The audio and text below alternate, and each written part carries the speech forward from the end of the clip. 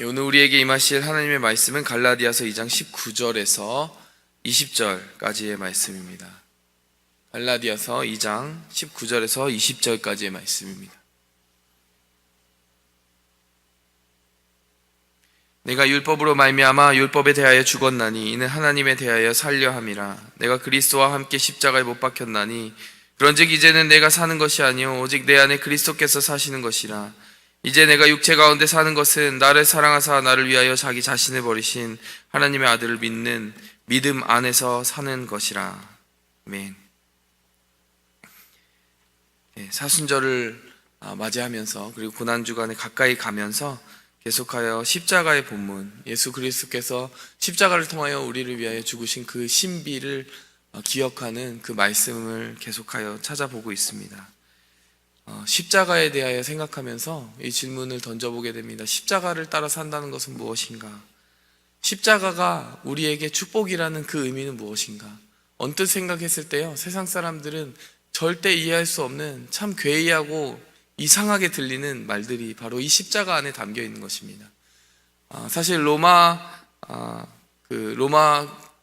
국교로서 기독교가 공인되기 전에요, 초대 기독교에 엄청난 박해들이 많이 몰려왔습니다. 그때 그 초대 기독교를 향한 어큐제이션이라고 해야 되나요? 이 초대 기독교를 오해했던 로마 사람들의 그 죄목이 무엇이었느냐? 이 기독교에 붙여준 죄목이 무엇이었느냐? 흔히 이런 이야기들을 했어요. 성찬식을 두고 그런 고소할 거리를 찾은 것이죠. 어린아이의 피를 먹는다, 이런 소문이 돌기 시작한 겁니다.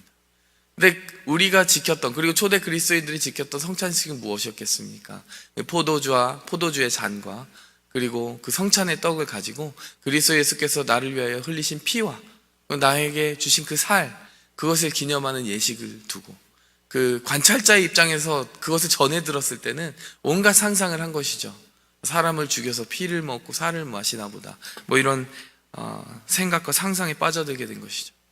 그런데요, 사실 요한복음에서 예수님이요, 그 말씀을 직접적으로 하셨습니다. 너희가 내 피를 마시지 아니하고 내 살을 먹지 아니하면 너희 안에 생명이 없다, 이렇게 이야기하십니다. 그리고 그 말에 걸려서 예수님을 떠난 사람들이 상당히 많았다고 합니다. 그 말 자체가 상당히 기이하게 들립니다. 그런데요, 곰곰이 생각해 보면요, 사실 정말로 놀랍고도 기이한 그 이야기의 본질이 무엇입니까? 예수 그리스도께서 죄인인 나를 위하여 피를 흘리셨다라는 바로 그 사실 자체입니다. 로마 사람들이 이해하지 못했던 이유가 무엇이겠습니까? 그리고 우리가 그 신앙생활을 너무나도 익숙하게 오랫동안 하면서도 알고 알았다고 또 듣고 들어도 계속하여 우리가 감격하고 놀랄 수밖에 없는 이유는 무엇입니까? 죄인인 나를 위하여 하늘에 계신 그 영광의 보좌 위에 앉으셔야 되는 하나님의 아들이 자격 없는 나를 위하여 피 흘리셨다는 사실이 결코 그렇게 쉽게 말로 이야기하고 넘길 그런 비밀이 아니라는 것이죠. 너무나도 큰 사랑의 비밀이라는 것입니다. 여러분, 우리의 삶 속에서요, 그렇기 때문에 저 사형수의 형틀을 상징하는 끔찍한 십자가가요, 아름다운 상징이 되어 있는 것입니다. 여러분, 우리는 그것을 목에도 달고 다닙니다. 그것 생각해 보십시오. 너무나 이상한 일 아닙니까? 지금 우리가 목에 교수형 형틀, 지금 현대 사회에서 사형의 도구로 쓰이는 그 상징들을 내 목에 목걸이를 걸고 다니는 일은 없지 않습니까? 길로틴, 총살에 쓰이는 총살을 하기 위해서 사람들을 세워놓는 그 스테이지, 전기의자, 이런 것들을 목에 걸고 다니는 사람이 있습니까? 여러분, 그만큼이나요, 이 십자가의 신비, 그리고 그리스도께서 나를 위하여 죽으셨다라고 하는 신비는 놀라운 것입니다. 정말 극악하고 달리 생각할 길 없는 흉악한 정말 사망의 상징을 온전한 생명의 상징으로 바꾸었다라는 그것을 생각해 볼 때요, 여러분, 예수님께서 우리를 향하신 그 사랑이 얼마나 놀라운 것인지 생각하고 생각하여도 다함이 없다라는 것을 이 사순절 기간 가운데 우리 마음 가운데 다시 한번 새기기 원합니다. 이런 비슷한 이야기를 또 최근에 제가 사순절 설교를 이렇게 계속하여 들으면서 십자가를 묵상하면서 한 가지 이야기와 마주치게 되었습니다. 그 이야기가 무엇이었냐면요, 저는 모르고 있었는데 2005년 2월 14일에 히말라야 등반을 했다가 돌아온 두 등반가의 이야기, 한국인 등반가의 이야기를 통해서 들었습니다. 박정원 씨하고 최강식 씨라고 하는 그 사람이었습니다. 박정원 씨의 후배가 최강식 씨였는데 이 두 사람이 난공불락으로 꼽히는 히말라야 졸라테라고 하는 암벽 정상 등반을 성공하고 돌아오는 길에 있었던 일입니다. 이들이 이미 에베레스트라든지 K2라든지 좀 내노라 하는 그런 고봉들을 이미 정복한 사람들이었어요. 그런데 이날은 아주 끔찍한 일이 일어났습니다. 뒤따르던 후배가 크레바스에 빠진 거예요. 그 얼음 빙벽 사이에 있는 틈으로 빠져들어가게 된 것입니다. 근데 보통 등반가들이 서로 줄로 엮어서 가지 않습니까? 당연히 그 줄에 달려있던, 앞서가고 있던 그 박 씨가 엄청난 힘으로 그 줄에 의해 끌어당겨지게 된 것이죠. 그리고 그 줄에 맞아서 갈비뼈가 그 자리에서 부러지고요.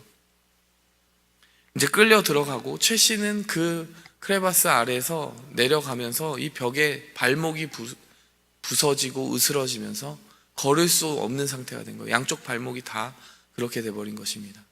근데 밑에서 소리가 들려오는 거예요. 나 살아있어. 형, 나 살아있어. 그리고 간신히 그 줄을 붙잡고 있는 박 씨의 마음속에 얼마나 많은 생각이 오갔겠습니까? 근데 이 몇 개월 전에 이 불문율이 있다라고 하는데요. 이런 일이 벌어졌을 때 등반가들이 어떻게 해야 되느냐라고 하는 것에 대해서 어떻게 하겠습니까? 사실은 줄을 끊고 한 사람이 살아남는 게 불문율이라고 그래요. 그냥 그렇게 하는 게 너무나 누구나도 이해할 수 있는 상식이라고 그래요. 그리고 몇 개월 전에 실제 그런 세계적인 등반가 둘이 그렇게 그런 또 동일한 상황 속에서 한 사람을 끊어서 버리고 오는 사건이 있었다라고 합니다. 근데 그 당시에는 심지어 버리고 온 그 사람이 바로 친동생이었다는 거예요. 여러분, 이 상황 속에서 이 두 등반가가 어떻게 했겠습니까? 여러분, 박 씨는 그 최 씨를 포기하지 않았대요. 그리고 끝까지 2시간 동안 사투를 해서 몸무게가 거의 70kg로 비슷한데 그 70kg짜리 사람을 그 절벽에서 겨우 끌어냈다라는 겁니다. 갈비뼈가 다 으스러졌죠. 그리고 나중에 생존을 결국에 하였는데 그 대가로 말미암아서요, 그 줄을 붙잡고 사투했던 그 박 씨의 손과 발에 모두 동상이 걸려서 모두 절단하고 마는 그런 결과로 이어지게 되었다고 합니다. 등반가로서의 삶을 잃어버린 것이죠. 누군가는 그렇게 이야기할 수 있을 거예요. 그렇게까지 했어야 됐는가?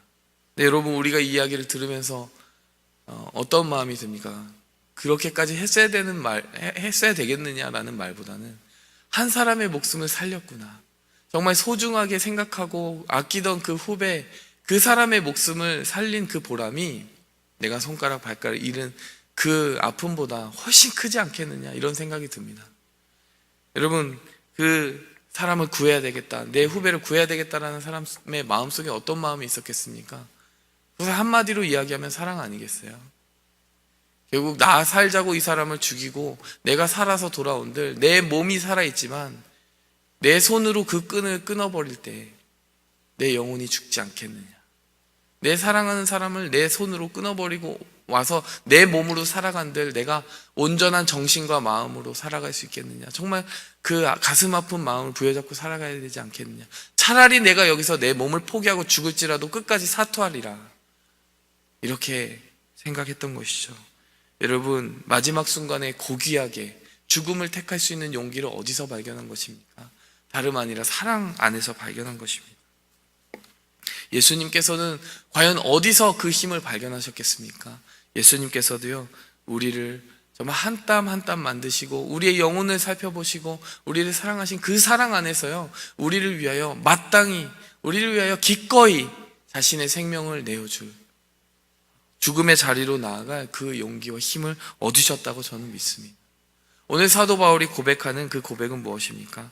사도 바울은 바로 그 사랑을 발견했다라고 이야기를 하는 것입니다. 나를 사랑하사 나를 위하여 자기 자신을 버리신 하나님의 아들을 믿는 믿음 안에서 사는 것이라. 여러분, 우리가 사도 바울의 그 열정적인 전도행을 보고요, 감옥에서도 식지 않은 그 믿음을 볼 때 참 사도 바울 대단하다라고 생각할지 모르겠어요. 여러분, 그런데요, 사도 바울은 그렇게 이야기하지 않습니다. 나를 지탱하는 것, 나를 붙드는 것, 나를 끊임없이 이끌고 가는 것은 나를 위하여 죽으신 그 십자가의 사랑이다라고 이야기를 하는 것입니다. 여러분, 우리는 어떻게 힘을 발견하겠습니까? 우리가 십자가를 바라볼 때 우리는 어떤 힘을 발견하겠습니까? 몇 가지 정리해 보도록 하겠습니다. 첫 번째로 죄를 이길 힘을 얻게 됩니다. 2장 20절에 보니까요, 내가 그리스도와 함께 십자가에 못 박혔다라고 이야기를 합니다. 여러분, 죄와 싸우면서 살아간다라는 것, 여러분 어떻게 생각하십니까? 어떻게 사는 삶이 죄와 싸우며 살아가는 삶일까요? 사실요, 사도 바울 입장에서는 예수님 만나기 전에도 죄와 싸우며 살아갔을 것 같아요. 그렇지 않나요? 사도 바울이 뭐라고 말하면요, 빌립보서 3장 5절에서 6절까지 나는 8일 만에 할례를 받고 이스라엘 족속이고 베냐민 집하고 히브리인 중에 히브리인이고 율법으로는 바리새인이고 열심으로는 교회를 박해하고 율법의 의로는 흠이 없는 자라. 이 말이 되게, 마지막 말이 굉장히 모순되는 말인데, 열심으로는 교회를 박해했다, 그런데 율법으로는 흠이 없었다라고 얘기하는 거예요. 이게 무슨 말입니까? 적어도 내가 생각하는 한에서 나는 옳다고 생각하고 그 일을 했는데, 그리고 율법에 아주 충실하다고 생각을 했는데, 그 결과가 결국에는 교회를 박해하는 길로 가는 길이더라라는 것입니다.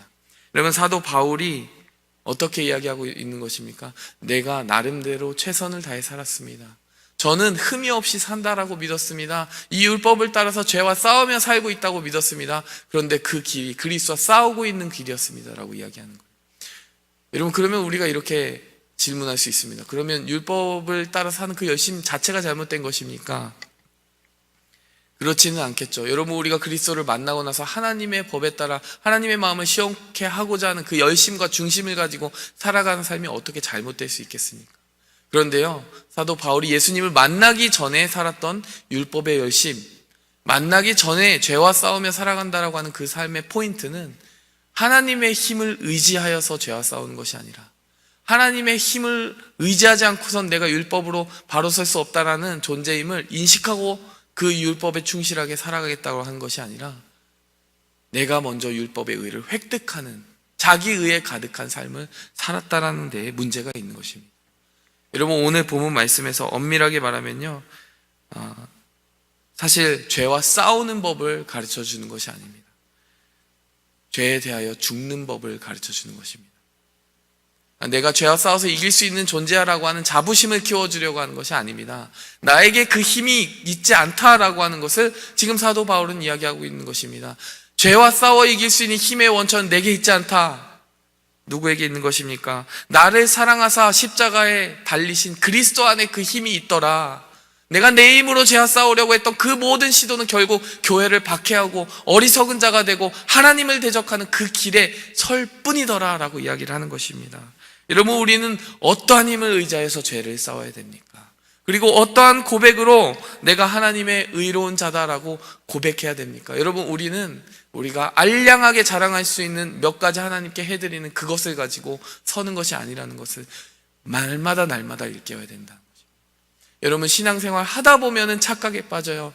처음에는 십자가로 시작합니다. 갈라디아 사람들에게 바울도 그렇게 얘기하지 않습니까? 너희가 왜 십자가로 시작하는데 나중에 육체로 마치겠느냐? 너희가 성령으로 시작하는데 왜 지금 육체로 살고 있느냐? 무슨 말입니까? 너희가 십자가만 자랑하고 살지 않았느냐? 그런데 왜 너희가 행하는 그 육체의 행위를 자랑하고 앉아 있느냐? 이렇게 이야기하는 것입니다. 여러분, 신앙생활을 아무리 오래 해도요, 그 자랑과 죄의 본성이 끊임없이 우리를 사로잡으려고 옵니다. 하나님 앞에 자랑할 것이 있을 것 같은 착각에 빠지는 거예요. 교만함에 빠지는 것입니다. 여러분, 거듭 우리가 확인해야 되는 것이 무엇입니까? 우리는 죄와 싸우는 것이 아니라 죄에 대하여 죽을 수밖에 없는 것입니다. 우리의 힘으로 싸울 수 있는 전쟁이 아니고요, 그리스도께서 죽으신 것을 보고 그와 함께 걸어가는 것밖에는 방법이 없다는 것입니다. 오늘 사도 바울이 이야기하지 않습니까? 내가 그리스도와 함께 못 박혔나니. 무슨 말입니까? 저 자리는 내가 있어야 되는 자리였다라는 것이. 결론적으로 나는 그 자리에 있었어야 되는데 예수님이 먼저 그 자리에 달려 계시더라는 말입니다. 자기가 사실은 철저하게 무능한 존재였음을 고백하는 말인 것이죠. 여러분, 우리의 자리는요, 바로 그 십자가입니다. 우리는 겸손히 고백해야 됩니다. 내가 결국 나의 의를 의지하여 내 법을 세우고 사는 길은 예수님을 내 손으로 십자가에 못 박는 것밖에 안 된다. 여러분, 내 기꺼이 그 십자가에 스스로 목숨을 내어주신 예수님께서는요, 오늘 우리가 나의 십자가 지고 살아갈 수 있는 힘을 주십니다. 여러분, 그래서 두 번째로 우리가 기억해야 되는 것은요, 우리가 이웃을 사랑할 힘을 그 십자가에서 찾아야 된다는 것입니다. 자, 좋습니다. 예수님의 십자가가 나를 구원했습니다. 여러분, 그런데요, 거기서 멈추면 안 됩니다. 그 십자가는 나뿐만이 아니라 나의 이웃을 위한 그리스도의 방법이었다라는 것을 알아야 되지 않겠습니까? 사도 바울은요, 그것을 단번에 깨달은 것 같아요. 사도 바울의 고백을 보면요, 항상 그것이 일관되게 나타납니다. 고린도전서 8장 11절 보면요, 그러면 내 지식으로 그 믿음이 약한 자가 멸망하느니 그는 그리스도께서 위하여 죽으신 형제라. 그리스도께서 위하여 죽으신 형제라. 이웃을 바라보면서 항상 그런 마음과 시선과 색안경이라고 해요. 좋은 색안경이겠죠. 그런 관점을 가지고 보는 것입니다. 갈라디아서 3장 14절, 이는 그리스도 예수 안에서 아브라함의 복이 이방인에게 미치게 하고 또 우리로 하여금 믿음으로 말미암아 성령의 약속을 받게 하려 함이라. 예수님이 십자가에 달리신 것이 바로 아브라함의 복이 이방인에게 미치게 하려는 것이라는 거예요. 무슨 말이냐면요, 쉽게 말해 이것입니다. 아, 예수님 날 위해 죽으셨구나. 나는 구원받았네. 구원받았네. 구원받았네. 예수 피로 구원받았네. 기뻐하고 끝날 것이냐라는 거예요. 여러분, 그 예수님께서 피 흘려서 죽으신 나의 사람들을 위해 너는 무엇을 하겠느냐라고 하는 예수 그리스도의 음성이 우리에게 들려오고 있느냐라는 것입니다.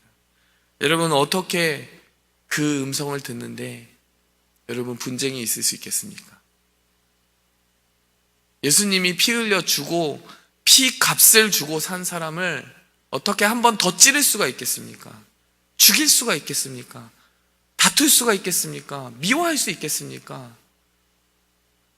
여러분, 사도 바울도 그렇게 말했지만요, 그것은 예수 그리스도의 몸을 찢는 것입니다. 예수님을 2번 십자가에 못 박게 하는 것입니다. 여러분, 우리가 기억해야 되는 것은요, 나를 사랑하사 나를 위하여 자기 자신을 버리신 하나님의 아들께서 나의 이웃을 위하여, 나의 동역자를 위하여, 나의 교회를, 예수 그리스도의 피값 주고 사신 교회를 위하여 죽으셨다는 것을 기억하는 것입니다. 예수님을 사랑하듯이 내가 예수님과 못 박혔다라고 하는데 교회를 위하여 못 박히지 않으면, 교회를 위하여 죽지 않으면, 교회를 위하여 내가 죽을 수 있습니다, 사랑할 수 있습니다 라고 고백할 수 없다면 사실은 그 고백이 사실이겠냐라는 거예요. 여러분, 사도 바울의 이 말씀을, 그리고 사도 바울이 그 십자가 안에서 발견한 삶의 힘을 우리가 되새기기 원합니다. 죄에 대하여 죽을 힘, 나의 동역자, 나의 이웃을 위하여 죽을 힘, 그 힘을 발견하면서요, 우리가 헛되이 살지 않기를 원합니다. 오늘 이 말씀을 기억하면서 과연 내 안에 십자가의 사랑이 정말 살아있느냐, 사도 바울처럼 그리스도께서 내 안에 지금 살아 계십니다 라고 담대히 고백할 수 있는 믿음이 과연 내 안에 진실하게 자신 있게 고백될 수 있느냐, 이것을 되새겨보면서요, 교회를 사랑하는 마음으로 기도하시기 바랍니다. 자신을 위하여 기도하시기 바랍니다. 우리 함께 기도함으로 나아가도록 하겠습니다. 하나님 아버지, 감사합니다. 아무런 자격이 없습니다. 주님을 찾지도 않고, 주님이 필요하다라고 하지 않고, 주님을 거절한 나를 위하여 주님께서 달려 돌아가신 그 십자가를 바라볼 때, 주님, 우리가 어떠한 삶을 살아야 될지 그 삶의 방향이 생깁니다. 하나님, 우리가 어떠한 힘으로 살아가야 될지 그 힘이 생깁니다. 나를 위하여 죽으신 그 사랑을 우리가 기억하게 도와주시옵소서.